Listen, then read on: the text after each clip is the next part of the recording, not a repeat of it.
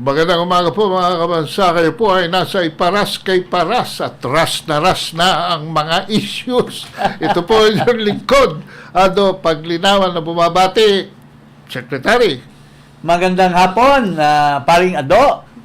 At of course, magandang araw or magandang hapon sa ating mga kababayan na ay very interested, very excited sa nangyayari ngayon. Dahil doon sa Senate hearing kahapon, mukhang nakikita na talaga ng publiko na ang isang senador or dalawang senador ay parang nagiging utusan na sila para ipakita sa taong bayan utusan sila nitong isang mag-asawa na subject matter dito sa investigasyon or subject matter sa isang casing 12 years ago. Oo. Kasi mayroong agent or ano bang tawag niyan? Yung ahente or Pidea. hindi, yung nagsusumbong. Whistleblower. Mayroong whistleblower Kuno. na lumapit at may mga pictures na naghihitit ng droga. Itong isang high official ngayon. At ito po ay nabulatlat sa publiko at ngayon itong gumawa noong report na yan, si Jonathan Morales, is the subject matter of the investigation ngayon in the Senate. However, maski ang issue ay tungkol sa leak, kung mayroong leak ba o wala bang leak, at ano ba yung dokumento na na-leak, it pertains to evidence that a certain allegedly a certain artist, actress, or a certain politician were actually involved in the use of drugs. Pero nalilihis ngayon dahil nagiging perceived ng taong bayan, paring Ado, na itong isa o dalawang senador ay involved in covering up the issue by questioning the credibility of the witness.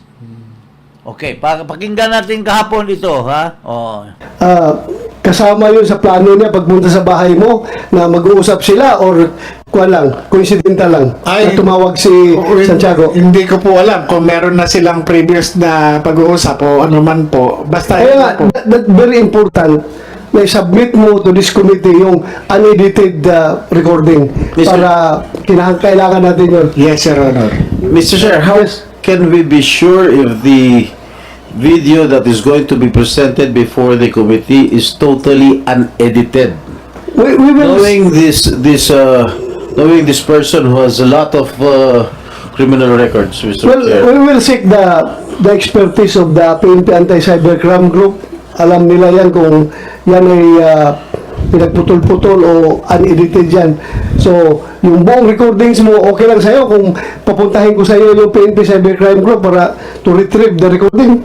It's okay with you. Your Honor, Your Honor, ay parang hindi naman po maganda yung sinasabi ni ni Senator Jinggoy Estrada patungkol sa akin. Para namang ako talagang hinuhusugahan, ako'y may kaso pa lang at hindi pa napapatunayan sa hukuman. Hindi kagaya po ang ating butihing senador. No. Na po. Ay, wag naman po. Alam mo, Mr. Morales, alam mo, Mr. Morales, Sige, please. huwag mong pakikalaman yung kaso ko, problema ko yun, yung kaso mo ang ayusin mo. Your Honor, Ah? ang kaso ko po, Your Honor, hinaharap ko naman po. Please, At ako hindi... order, please, silence. Dito sa senaryo na ito sa Senate, it would seem that Mr. Jinggoy Estrada is trying to create doubts into the credibility of Mr. Morales, na marami daw kaso, marami daw pending cases, at because of that fact, hindi siya credible na magiging ikangay or reliable na magiging testigo dito sa Senado. Pero an intelligent and brave witness as he is, binalikan niya ito si Estrada na kung ikaw senador at nagtatanong sa akin, between the two of us, mas credible ako sa iyo dahil maski maraming kaso pending, wala pa akong conviction. Ikaw, you are a convicted felon, Mr. Estrada. Hindi lang misdemeanor, felony. It's a felony. It's a high crime. High crime. Bribery, 1 count and 2 counts of indirect bribery. Ipakita natin yung mugshot at saka yung Yan, no? ito, Estrada was found guilty of 1 count of direct bribery and sentenced to 8 to 9 years imprisonment. He was also found guilty of 2 counts of indirect bribery and sentenced to 2 years. Can you imagine? Mabigat yan. He will be in jail for... Ito ba yung pareho ng senador na nagtatanong? Yun. Yun yung senador na nagtatanong. Para positively identified. Masyadong mayabang nagtatanong. Hindi na lang siya dapat tumabi at tumahimik kasi he himself is hindi ka nais-nais na mag-show up dyan sa Senate because he is already guilty of a crime. Well, unless paring Ado, unless siya ay forced to good. He is forced to good. Meron siyang misyon. To serve the master. To serve. He is just a puppet of the master. Parang sinasabi nung kanyang master, Jigoy, pare, 2 premyo sa iyo. Kasi walang may lakas loob ng mga senador, ikaw, may sabit ka sa buhay.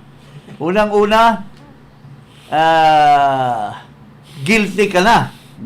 So, how powerful we are, pwede naming ayusin yan sa Sandigang Bayan in your motion for recall, or pag hindi pa ma-dismiss yan or ma-acquitted ka, aayusin pa rin namin yan sa Supreme Court. You know how powerful these people are. They can move mountains. So, isa yan sa posible na nakapag-inganyo, and also his ambition to become Senate President. Paring Ado. Pwede, So, pwede. he is a natural chimoy or ano ba tawag yan? Utusan. Chimoy. Dito, Chimoy.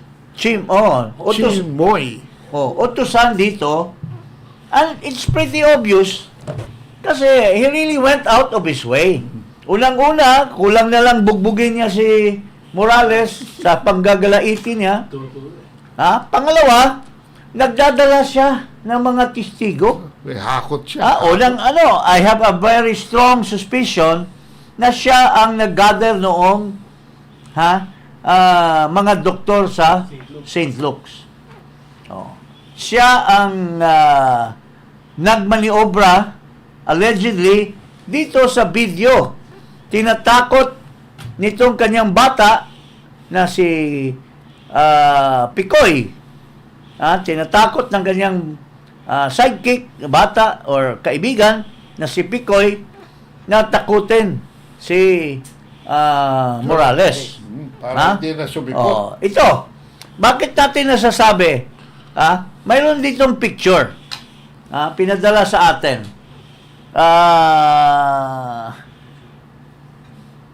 Very interrelated kasi ang minimension doon sa video, they were talking of a certain James Kumar. And this guy by the name of Picoy, anong pangalan nito? Santiago? Certain Santiago, who Picoy Santiago, ang sinasabi niya, inutusan siya ni James Kumar at ni First Lady Lam. So, dito sa picture, magkasama itong tatlo. They are conspirators allegedly. Suppose, ito, pakita mo yung picture. Nako! Hindi ba sinasabi, ito yung James Kumar, ito yung convicted senator? Ang sabi ng iba, we are not very sure, no? Na ito daw yung Picoy na nasa gitna, parang ado. So, it may seem that the three of them must have conspired because they to threaten allegedly Mr. Morales, and Jinggoy is the one on the string, doing the dirty works of the puppets. Is that what can you comment about that, Mr. Well, sa Japan, sa Nipongo, ang tawag dyan, utusan. Utusan. Utusan. Mukhang siyang tapos he further went out of his way. Maski wala na siyang kredibilidad dahil convicted felon, tapos yung kanyang going out of his way, inutusan di umano itong Picoy na mag-threaten or create fear para umatras itong si Morales. Natuklasan kasi nakuha na ng video at nagsisinungaling, so napurnada yung kanyang plano at nagdala pa ng star witness who is more incredible. Nagdala pa ng star witness by the name of Junix or Tagoy Santiago. May mga Picoy, may mga Tagoy pa. Anong klaseng mga alagad ito allegedly ni Ginoong Estrada? Ito, may video tayo dito. Mamaya ipakita natin yung kanyang star witness who is as incredible as him or as incredible as Picoy. Ito, pakita muna natin itong video na ito. Alam mo ba na nag-uusap kayo ni Enriquez na sa bahay siya ni Morales? No, wala sir, wala po. Hindi ko po alam. Kaya nga po nagulat ako biglang Hindi mo rin alam na naka-speakerphone yung cellphone ni Enriquez? Hindi po sir. Hindi mo alam na nakikinig si Morales? Hindi po sir. So, that explains the no holds barred na pagsasalita mo. Yes, sir. Yeah. Pati patayan, binabanggit mo na Yes, sir. Na papatayin si Morales, sasagasaan lang yan, hindi na yan babarilin, at maraming paraan para patayin. Am I correct? Yes, sir. Kasi, had you known na nakikinig si Morales, hindi mo siguro sabihin yun. Hindi sir, kung pahayaan niyo po akong sabihin muna to sir, o sagutin ko muna yung sa inyo. Kung alam kong nakikinig po siya sir, mas marami pa po ako sasabihin. Mas, ano po. mas malala pa. Yes, Mas yes. malala pa. Para believable, sir. Na napakadali pa lang mapunta dito. Gagawa ka lang ng isang kwento at kakang-isip na kwento sa pamamagitan ng pambobola, mapupunta ka na rito. Ito po yung rason kung ba't pinasakay ko sila sa usapan. Para makapunta lang po ako rito at may presenta mga dokumento sana na magbibigay linaw sa mga sinasabi ni Agent Morales. Ano yung sabi mo, pinasakay? Yes, sir. Pinasakay. Parang dalawang ang gusto kong patunayan, sir. Magkwento ka lang, makakarating ka na rito. Kwentong barbershop, sir. Kwentong barbero lang. Katang isip. Makakarating ka na. Andito po ngayon, napatunayan ko ngayon yun. Napatunayan mo ngayon? Yes, sir. Nandito po ako. Kasi, So you mean to say, itong committee na ito ay pwede pala mag-imbestiga ng katang-isip lang? yun po ay katang isip ko lang. Pasensya na po kayo. Kaya po, humingi po ako ng tawad nga po kay paring Romy at saka kay... Katang-isip na? Kasi actually sir, hindi naman para hindi naman para sa lahat yun eh. Sa amin lang sana yun. Pero dahil po na napunta po ako dito, dahil nga po sa isang salita niya na... Sandali, katang-isip lahat ng sinasabi mo doon? Yes sir. Kinakatang-isip mo ito si... Kaya nga po humingi po ako ng tawad sa kanya eh. Kaya... Wow! O, hindi naman kami grade 1 dito, mga senador kami. Ay nako, ibig mong sabihin na binubula mo lang siya para mabula kami, para ibitahin ka dito, para makapagsalita ka ng something against kay Morales. No, mali po. Ganon. Yan ang Mali po, hindi po kayo hindi po kayo dapat kong bulayin. Hindi ako binubula mo, siya ang binubula mo para pagbula mo sa kanya, mabubula rin kami kasi may video yun na usapan ninyo eh. Ibig mo sabihin ng lam. Sir, ganito po yun. Sandali, anong ibig mo sabihin ng lam? Sinabi mo, binanggit mo. Yes sir, naririnig ko po sa YouTube lang yan, yung lam, si First Lady, si James. O kaya nga, bakit mo nasabi yung lam na yun? Para pasakayin nga po sila sir. Kung gusto niyo pong malaman ng totoo. Pasakayin. Opo, para papasakayin lang po si Romy at si Agent Morales sir. Eh, hindi mo nga alam na nasa bahay ni Morales si Marque Enriquez. Ganito po yan sir. Si Romy kasi pag matri-trigger ko siya, alam ko na makakarating kay Morales yan. So anong purpose mo? Anong agenda mo dito? Ito nga po, sir. Anong motive mo? Bakit mo si trigger? Sige nga. Gusto ko po kasi may mga dokumento po kasi kong dala. Kasi sir, kung napapagod na po kasi ako sa paulit-ulit na sinasabi nila, alam ko naman na mas may explain ko sir. Dahil sa mga dokumentong dala ko.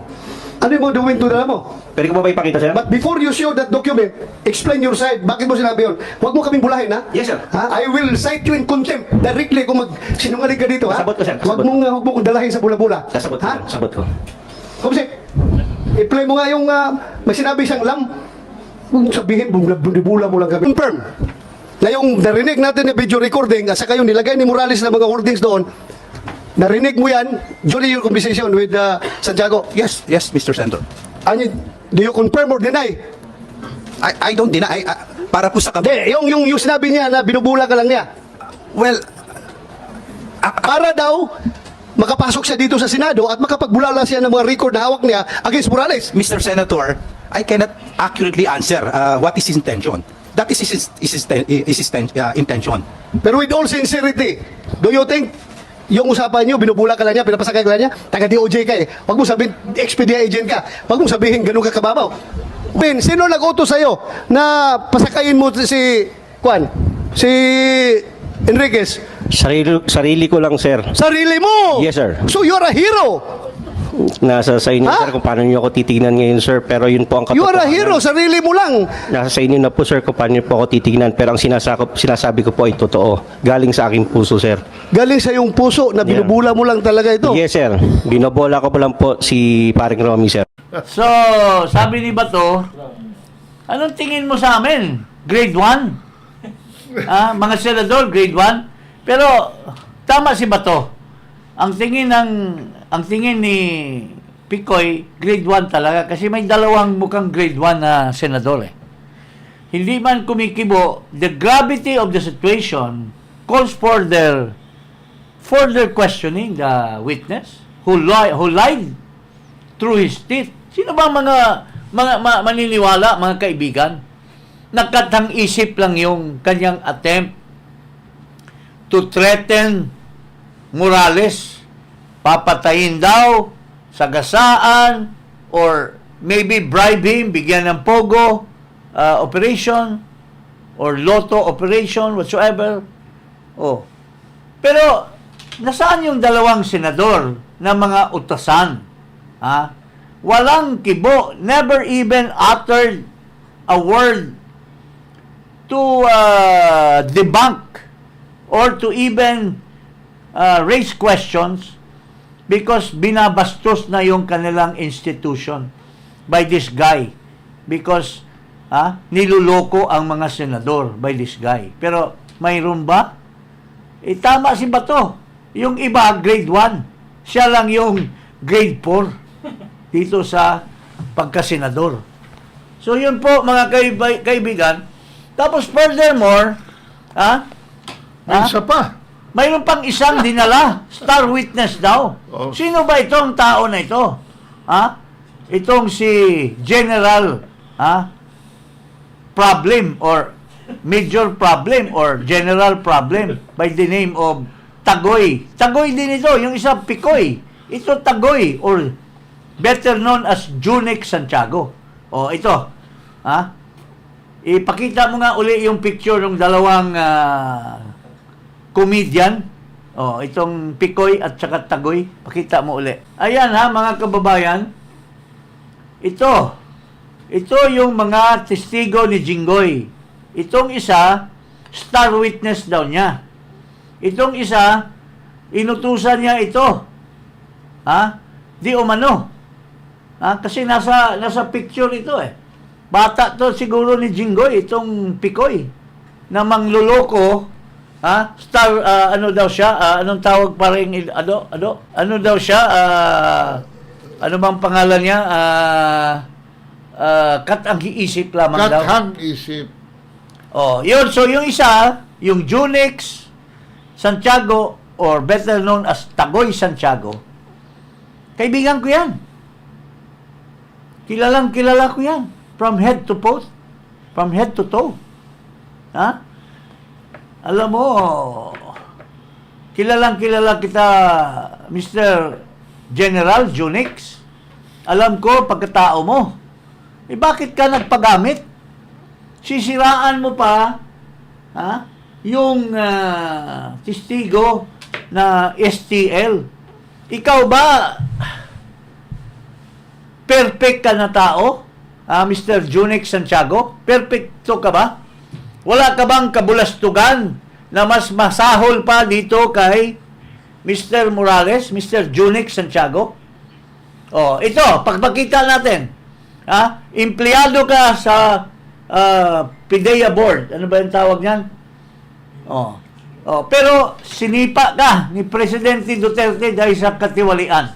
National Drugs Board. Si President Duterte hindi basta-bastang naninipa yan except for corruption. Ito.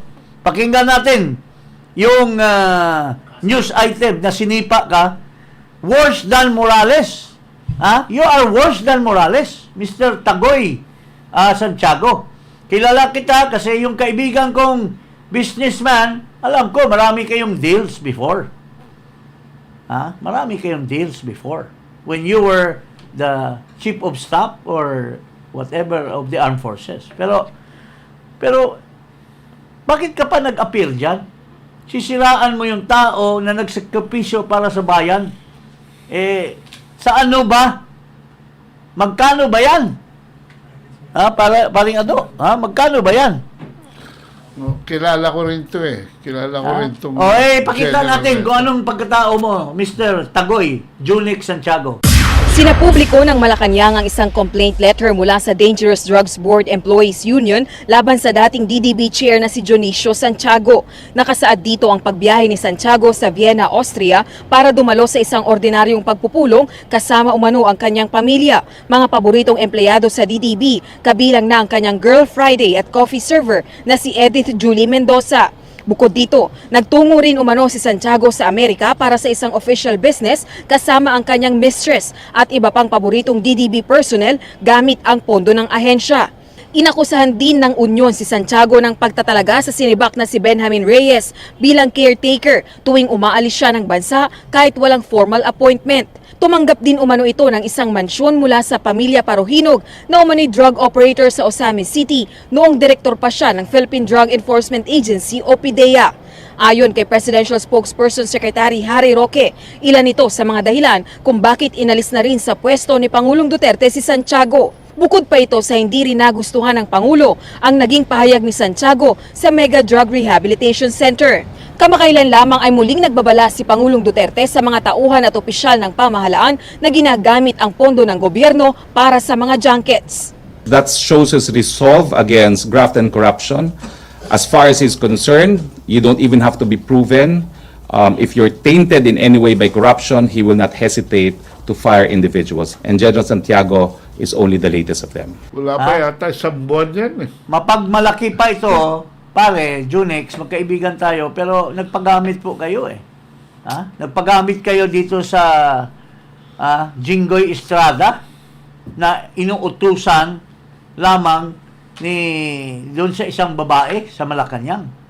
Bakit ka naman nagpagamit, pare? Retired ka na, nakalimutan na sana yung mga kasalanan mo. Magkakaibigan tayo eh. Kaibigan natin yung isang businessman na taga Tanhay. Matino ang tingin ko sa iyo dati, pero hindi naman pala. With due respect. Nagpagamit ka ngayon, tapos kakawain niyo yung isang tao na nagsilbi lamang sa bayan at tatakutin pa, papatayin pa ninyo, and so on and so forth. Tapos, sasabihin mo pa, STL. Hindi mo iniisip na ikaw ay, kung mayroong STL, mayroong wetting. Mas worse pa sa STL. Kung STL siya, baka ang tawag ng iba, di umano'y wetting ka. Or ano bang tawag nito? Ano ba yung inakusa? Traveling. Kasama yung girlfriend. Mistress. Nakakahiya. Mas nakakahiya ka, Tagoy, dito kay Morales. Tapos, pinagmalaki ka nga ni Morales. Sabi niya, si General Santiago, napakagaling niyo na tao. Tapos, I don't know kung anong ginawa ni Jinggoy sa'yo, anong magic na ginawa sa'yo, siniraan mo yung tao who even told the public that you are a very good person. My God, what are you doing, Mr. Tagoy? In your twilight, magpapagamit ka pa, pare. Nawawalan ako ng respeto sa iyo. Ang tagal kong kaibigan. Magkaibigan tayo. Kasama natin yung businessman from Tanhay na kaibigan ko. Sinira mo ang pagtingin ko sa iyo, Mr. Junix Santiago. Okay. Paring Ado, ano masabi mo? Well, actually, tinutulungan namin yan dun eh. Dahil nga dyan sa kanyang appointment, pero nagulat na lang kami. Hindi man lang tumagal na isang buwan. No? Tinanggal kagad siya dahil naglutangan yung mga skeletons in the closet niya. But like you, I reserve my judgment on the man kasi hindi naman yun ang pagkakakilala ko sa kanya. But dito sa pinakita niya rito, binuko niya ang sarili niya kung ikaw ay nagpapagamit sa ibang tao, my goodness, no? Dapat tumahimik ka na lang eh. People, tama si Secretary. Well, maybe the offer of friendship, from Jinggoy may be so tempting that you come out of your shell and spread lies on Morales. Doon ka nagkakamali, sir. Kasi maraming nakakaalam tungkol sa iyo and who are willing to spill the beans on you for the sake of the people, for the sake of this country, na sisirain mo ang buhay ng isang tao for whatever, for 30 pieces of silver or whatsoever, di umano. Ang nakakalungkot dito, ang role dito ni Morales is only to testify na yung mga papeles were authentic. Wala nang iba eh. Oo. Hindi naman siya actual. He's a resource person. He's not even a witness in effect. Eh. He's not. Oh. In fact, dapat nga magpasalamat tayo sa kanya dahil he went out of his shell and asked himself to be given a chance to explain the circumstances behind that piece of paper na pinakalat ni Maharlika. Yun lang ang role niya. Ngayon, parang sinasabi na tuloy nitong mga utusan, mga ginagamit ng mga politiko na siya ay may kinalaman when in fact hindi naman Nag-investigate lang siya. nag-investigate lang at Nag-file. somebody from PIDEA at sinasabi nga probably ang nag-leak ng dokumento ay yung mga galit na mga PIDEA employees kasi they have resented the fact na itong PIDEA director ay masyadong high-handed, binusinahan lang ng bubugbog ng kanyang mga underlings. At even to the extent of firing them at binabaliktad yung kanilang kainan sa hapag nila sa bahay. Hinaalisan ng trabaho ang mga kaniyang empleyado dahil lang sa kapritsyo niya na big shot na walang makakaano sa akin. Bubusinahan niyo yung sasakyan ko, yari kayo sa akin. Napaka high-handed nitong Moro. Moro ba? Ang pangalan nitong nalilito ako nitong Lasso, Moro Lasso. So yun po. Tapos for all we know, pakulo din ito ni Jinggoy na dalhin itong mga empleyado ng St. Luke's. Tingnan natin, Ito si Jinggoy, very enterprising because of his desperation to be acquitted, but at the same time, he also wants to be the Senate President. Ito, sinong may pakulo di umano dyan sa pagdala ng mga taga St. Luke? St. Luke's. So, head po ako ng drug testing laboratory ng St. Luke's Medical Center, Global City. So, yung 2 minutes and 54 seconds po, kaya po talaga ng drug testing kit.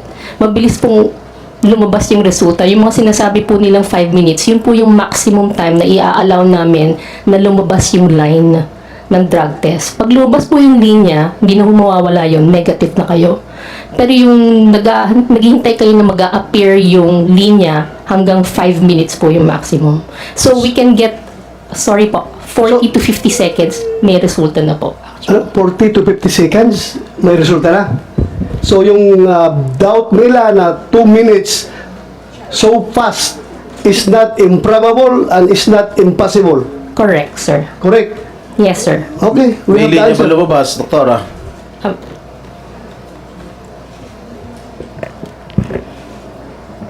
Good morning Please po. identify yourself. I'm Jeraza Reyes, the drug analyst from St. Luke's Medical Center, Global City. So, as the analyst po, yes, may lumabas po na line. So, sa drug test kit po natin, meron dun yung control line at saka yung line for the drug analyte. So, dun po sa resulta, may lalabas po dapat siya talaga na line as negative. Negative. Yes. Negative. Yes po. Alright. Ang issue dito, kung familiar kayo nung outbreak ng COVID, tayo ay takot na takot yung Delta or yung virus na yan. Ang mga World Health Organization at saka ang Department of Health hindi pumapayag ng antigen. Di ba? Kasi hindi accurate. Kaya we were told then, sinabihan po tayo mga kababayan, daluan tayo sa RT-PCR test sa dugo, kinukuha. Kasi yung antigen, chemical lang yan, lalagyan dyan, napakabilis, hindi po accurate. Ha? Kaya, pag pumunta ka sa Malacanang, hindi ka pwedeng pumasok kung opisyal ka. Ha? Nung panahon ni President Duterte, kung wala kang RT-PCR test, kasi, unang-una, they are very, very strict that they are secured from COVID.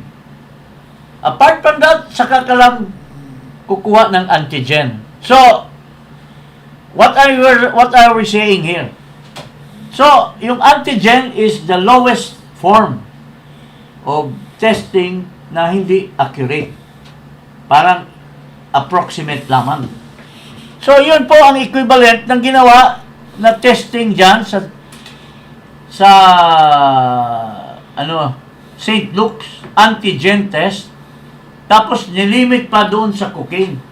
Of all things, bakit pa nililimit niya sa cocaine? So, is it an admission na talagang gumagamit siya sa cocaine kasi yun ang pinapatesting niya? Paring ano? Oo. Sabi mo. Sigurado siya that within the... It in fact shows na talagang takot siya kasi cocaine talagang ginagamit niya, di umano. Ha? Oo. It's a sign of guilt. It's a sign of acceptance. Ha? So antigen lang yung ginamit, kaya napakabilis, 2 minutes and 50 seconds. Ha? Tapos nagyabang pa siya kay Tunying. Ito ha. Right after, nagdrama pa yung dalawa. Ha? Kunyari pa si Tunying na hindi niya alam yung drama nilang dalawa. Ito, pakita natin. Tatanong ko, kayo po ba handang magpa-drug test? Okay, ikaw na mag-scoop. Bibigay ko yung resulta ng drug test ko na kinuha ko kaninang umaga. Nasa PIDEA na. Meron na po? Tapos na. Ganun po? Totoo po ba? Uy, scoop to. Ang hirap ba eh. Saan po kayo nagpa-drug test? Sa hospital. Kaya po. Kasi nananawagan ako. Sinasabi ko, lahat pagkatapos ng salita ni Pangulo, sabi ko, di lahat tayo pa-drug test. Di nanahan ko na. So ako na nauna. Kaninang umaga pa? Told their story na you were even supplying drugs to them. Ito po. Galing sa Rolling Stone. Ito, basahin natin yung Rolling Stone, si Keith Richards. A very famous band. Keith Richards, remember son of an overthrow dictator from the Philippines in an interview with Enemy. Enemy is a magazine.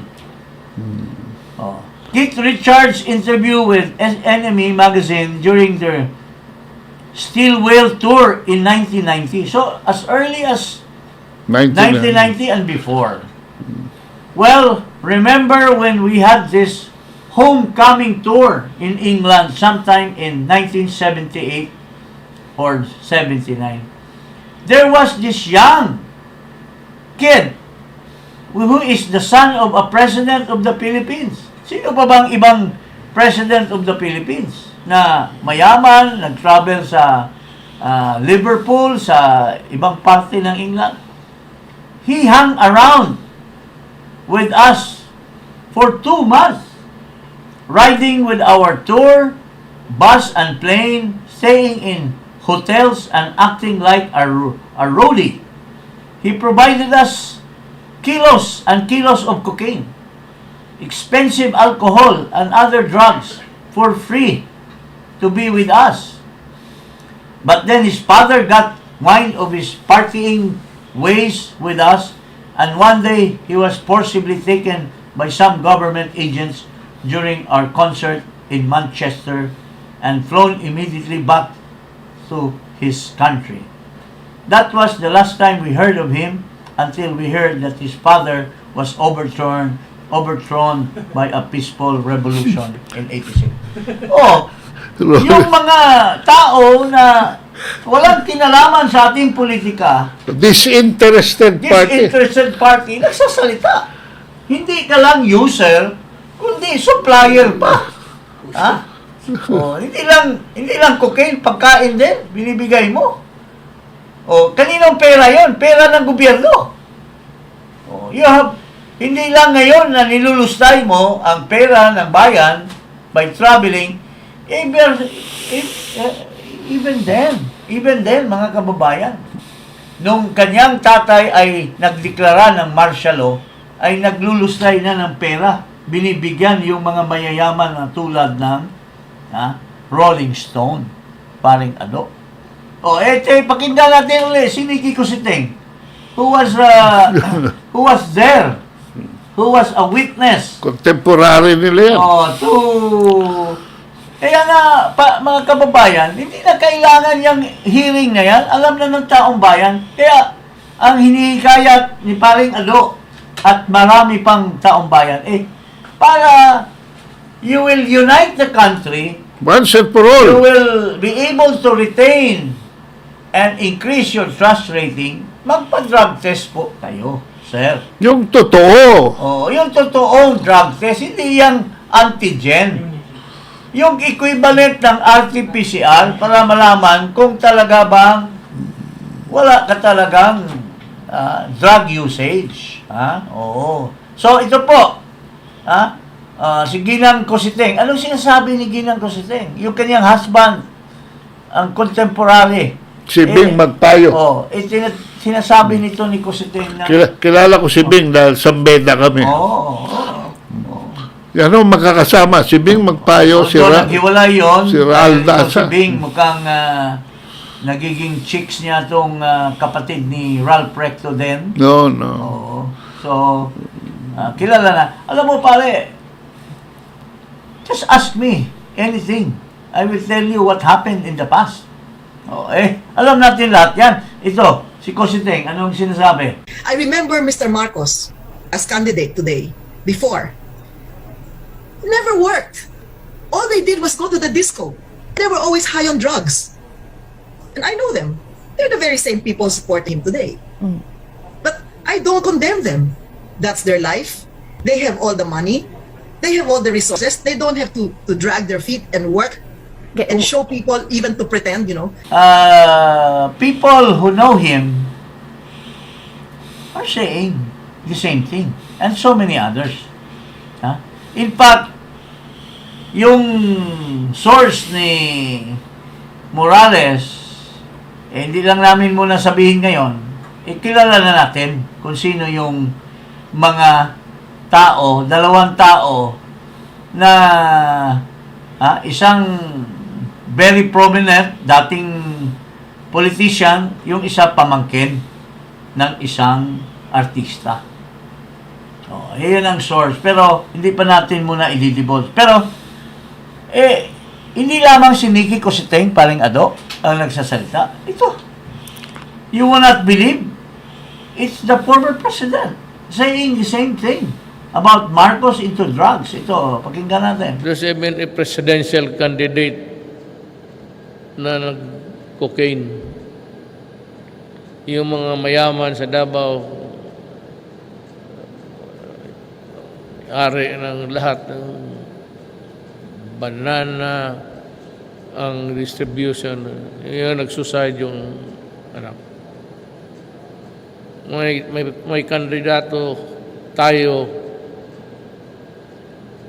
na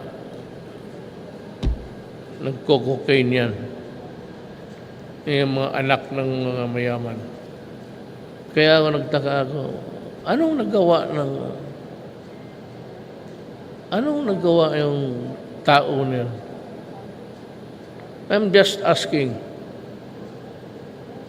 What contribution has he made pala sa Pilipinas? Yan lang, gusto ko lang tanongin ng ano. Hindi naman sabang bakit ang Pilipino parang lukong-luko na supporting. Magtanong lang ako sa inyo, ano ang ginawa niyan? Ano ang ginawa niyan? Anong kontribusyon niya sa Anong society? kontribusyon niya? Tingnan nyo, pinagsabihan na kayo ni Duterte noong pa lang before election. Pero, ang tigas ng ulo ng anak nyo po, Madam Mr. President.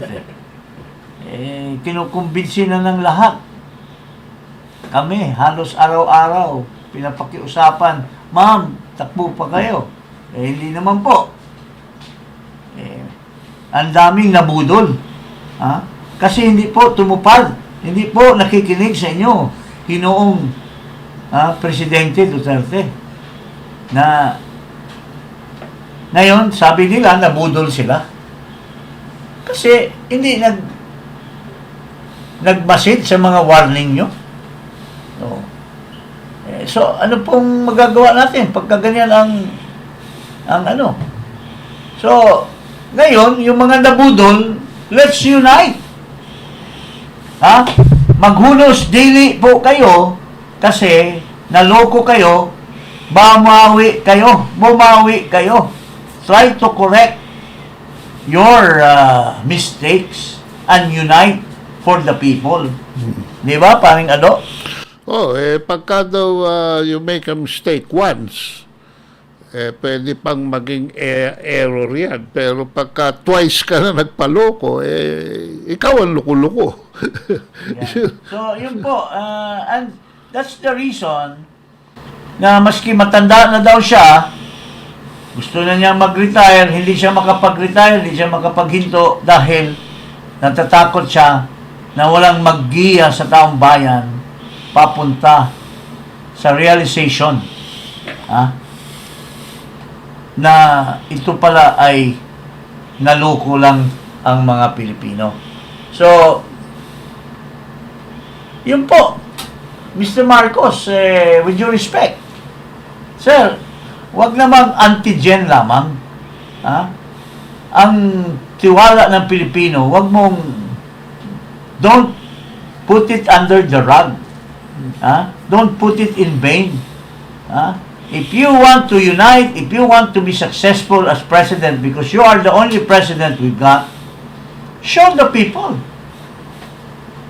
that you are not into drugs and that drug testing, sabi nga ni yung best friend mo, si Vic Rodriguez, go into a drug testing that is acceptable to everyone. Wag yung chismis-chismis lang yun ni Taberna. Wag yung antigen lang na 2 minutes lamang. Wag na po yun.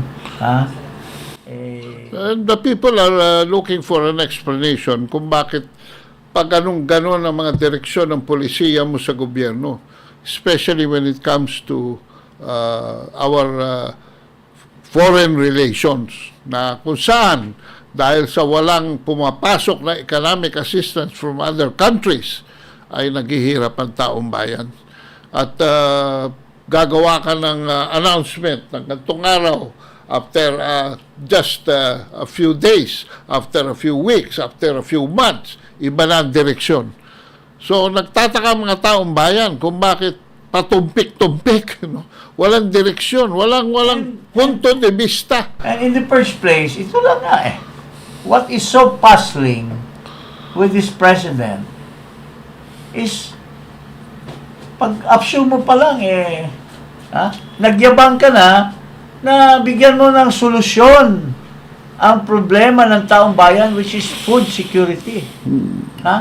You even brag na akong hawak ng Department of Agriculture. Pero what happened? You gave up. You didn't do anything. Pinaubaya mo sa isang businessman who is of doubtful competence. And that has been pa lang, nagsinungaling na graduate ng college, pero months ago pa yan. Ano nangyayari hanggang ngayon? Where is your 20 pesos? Per kilo. Per kilo. Mabigas. So, sir, siguro You have to start again. But before you start, you have to show the Filipino people that you are clean. That you have the competence, the sobriety to lead this country to the promised land. Baka yung barko natin malunod lang dyan, mabangga lang ng isang bato dyan sa Southwest Philippine Sea or whatever. Tapos, hindi lang yan, may kabulastugan na ng karamihan, pati yung mga dilawan, lalo na itong Ochoa, hindi na sumisipot dito sa hearing. Sino ba itong Ochoa na ito? Why don't we listen to this guy? He is the guy who stopped, allegedly, Morales from pursuing his investigation. But before that, what was he doing to our country? He was selling us to China. Ito, pakinggan mo.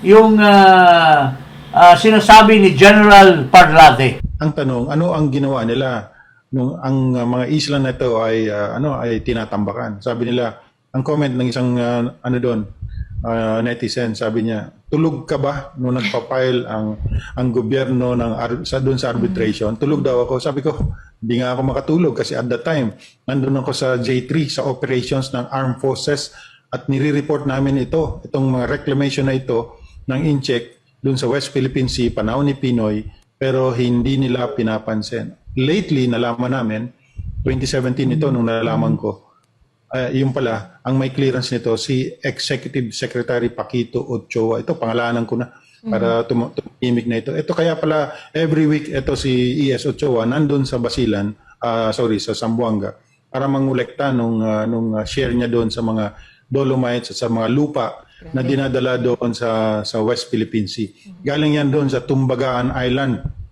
Ngayon, patag na. Ngayon, halos nasira na yung isla. Kaya nandun na yun sa Languyan Bay ngayon, sa Languyan Island, yung mga kinukuha ng mga, after nung naubos yun, tumawid na doon sa Languyan Island. So, napakadami nito. Sambales, Mindoro, Palawan, lahat ng mga quarries natin nag-contribute ng lupa doon sa West Philippine Sea. 2013, 2014, 2015. Tulog daw ang AAP.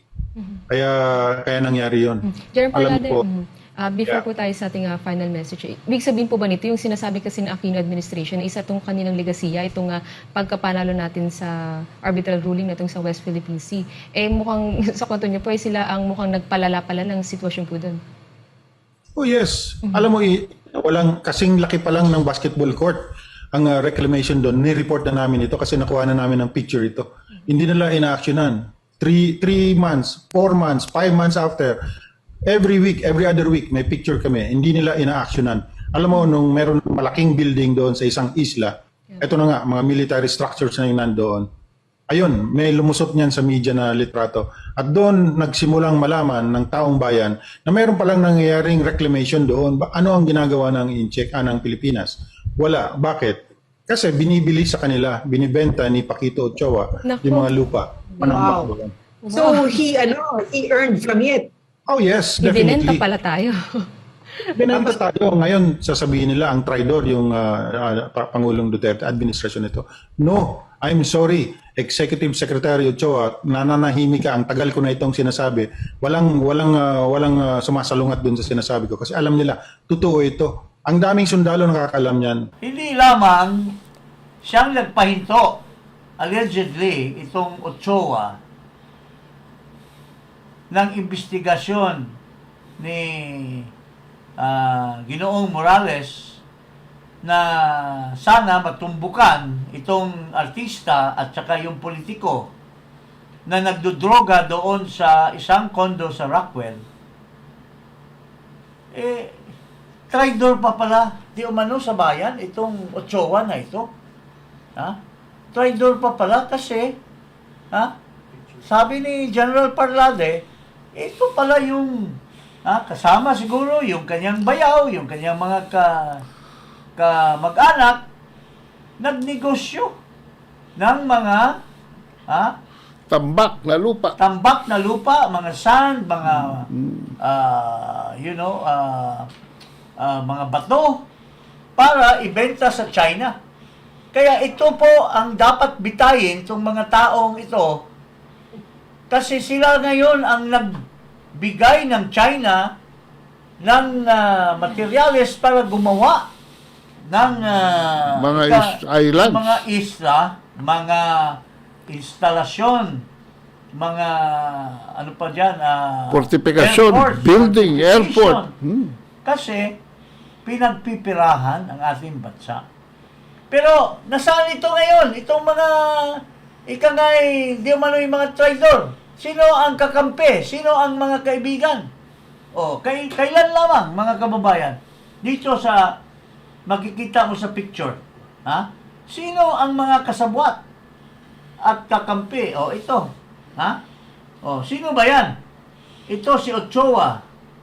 Yung La Sierda. Itong Domingo. Sino yung naka-blue na babae? Na sinasabi ni Baste Duterte, tingnan mo lang yung itsura, yun na yung state of the Philippines. Sino yung mga kasama? Yung nagpapasasa sa ating bansa. Itong Amerikano na negosyante na binigyan ng 15 years of extension ng ating Yun nakatayo. ating malampaya, walang bayad, giveaway. Na instead na kung pinabiding yung malampaya na yan, we would have made 10 to 20 billion ng windfall. Pero binigay lamang ng libre ni Marcos. Kasi campaign donor. Di umano. Tingnan mo. All along. Itong mga tao nagtraidor sa bayan, di umano. Pero sino ang backer? Sino ang backer? Yung asawa. Naka-blue. Kaya ganun po ang Dark blue. ang lagim na nangyayari sa ating bansa ngayon, mga kababayan. So, paring Ado, kita na natin bakit naging lagim ang ating sitwasyon ngayon. Sino nagsasabwatan? Kaya mga kabansa, Dahil yung nagbibenta ng mga dilawan, nagbibenta ng mga lupa sa China, are not even made to suffer for their betrayal of our country. walang accountability. Walang And who is the one defending them now? Who is the one giving them now the wherewithal? Yung mga kamag-anak, inappoint pa sa housing. Inappoint pa somewhere else. Tapos ngayon, gusto pa nitong mga dilawan na ito na turmaydor, di mano sa bayan, ay magiging sekretary pa daw. Yung kanilang amo na si Robredo sa Department of Education. By the way, That will be the most dark situation of the country if this will be happening to us, my dear friend. ang kakapal, mag-demonstration pa raw sa Plaza Lawton. Asking for the resignation of the... So, tayo mga kababayan, lalo na nananawagan po ako sa mga Duterte, DDS. Magkaisa po tayo sa ating dating Pangulo. May mga rally sila na pinaggagawa ngayon. Doon ang mga issues ng ating bansa. Pakinggan natin, in spite of the fact na hinaharang, binabastos, dinideprive sa atin ang ating karapatan sa ating saligang batas.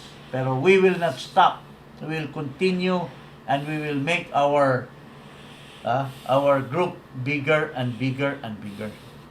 At ito pa, itong ating mga kaibigan, mga sundalo, nagsasalita na po. Kasi yung kanilang kaibigan, kanilang kasama, ay ginagawa ngayon na fall guy dito sa West Philippine Sea.